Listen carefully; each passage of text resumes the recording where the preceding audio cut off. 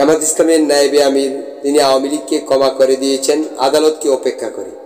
এমনকি বাংলাদেশে যে হাজার হাজার মানুষকে হত্যা করেছে, গুম করেছে, লাঠিপেটা করেছে, অত্যাচার অবিচার কারাবন্দি করেছে, সব কিছুকে অপেক্ষা করে তিনি আগামী ক্ষমতার প্রহর গুনার জন্যে বলছেন যে আওয়ামী লীগকে আমরা ক্ষমা করে দিয়েছি। এমনকি তিনি এত বিষয়ে যে তার ধর্ম, এমনকি আদালত সব কিছু বলে গিয়েছেন।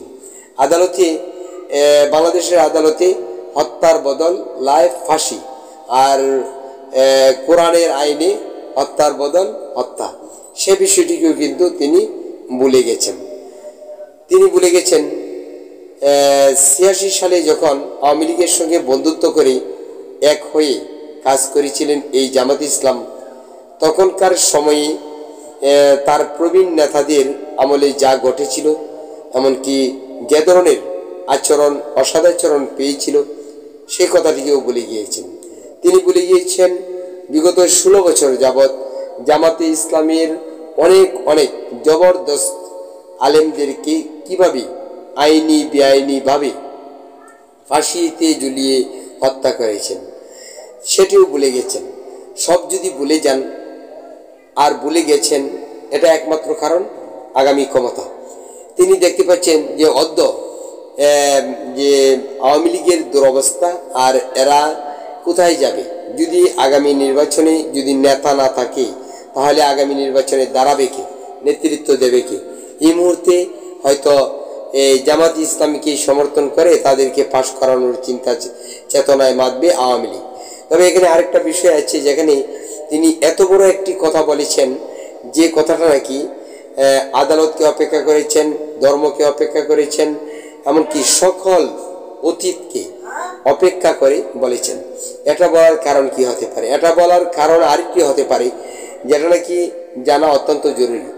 ভারতে পলাতক শেখ হাসিনা, তিনি সামনে একটি পথ কালিয়াচ্ছে, সেটি হলো তৃতীয় কোনো দলকে নিজের মতো করে বাংলাদেশের মসনদে বসিয়ে কোনো একটা ব্যবস্থা করা, অর্থাৎ সেই দলকে দিয়ে আগামী পথকে প্রশস্ত করে তোলা। তাহলে আওয়ামী লীগ কি সেটাই ভাবছে জামাতকে দিয়ে, আর জামাতও আওয়ামী লীগের দিকে আগানো হচ্ছে। আর এই জন্যই আজ জামাতের আমির একথাটি বলেছেন যে আওয়ামী লীগকে ক্ষমা করে দিয়েছি। এ নিয়ে জনমনে সন্দেহের স্তূপ বেঁধেছে। জামাত ইসলামের নায়েবে আমিরের এই কথাতেই জনগণ সন্দেহ করছে যে ভারত থেকে শেখ হাসিনা অথবা দেশে থাকা গোপনে আত্মগোপনে থাকা আওয়ামী লীগের যে নেতারা আছে, তারা হয়তো জামাত ইসলামের আমিরকে এরকম কিছু প্রলোভন দিয়েছেন যে আপনি একথাটি বলেন, যাতে করে দেশের মানুষ আপনার অভিমতি হয়ে ওঠে।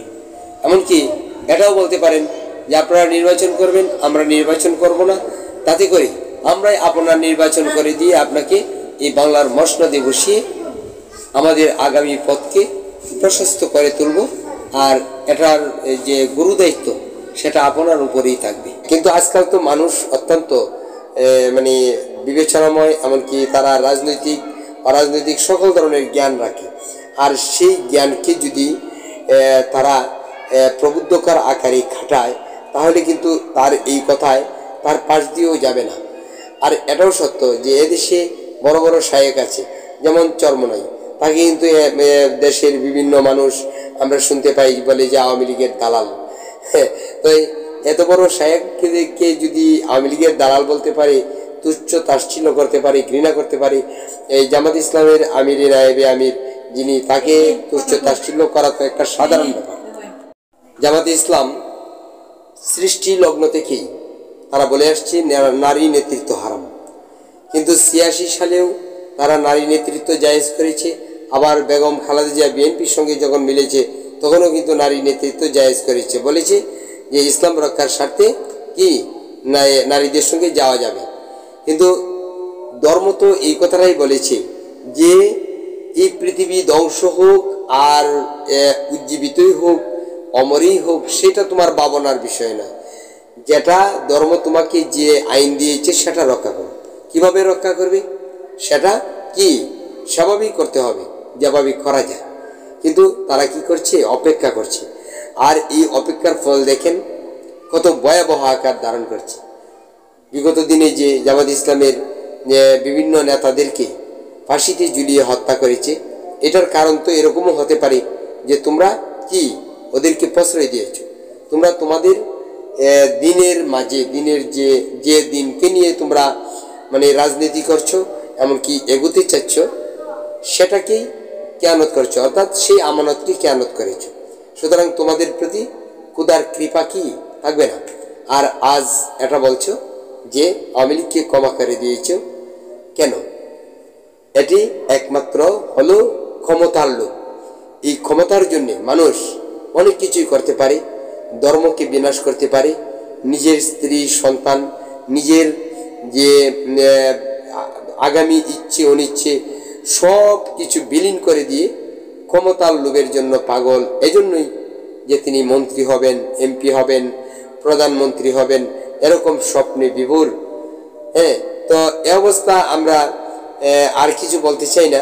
তবে একটি কথাই বলবো যে নিজেদের যে ক্রিয়াকলাপ, এমনকি নিজেদের যে মানে ইচ্ছে, সেগুলি যদি মনে করেন যে বিপদগামী হয়ে থাকে, তাহলে বেদনা বিধুর অবস্থায় পড়তে হয়, এমনকি পড়তে হবে।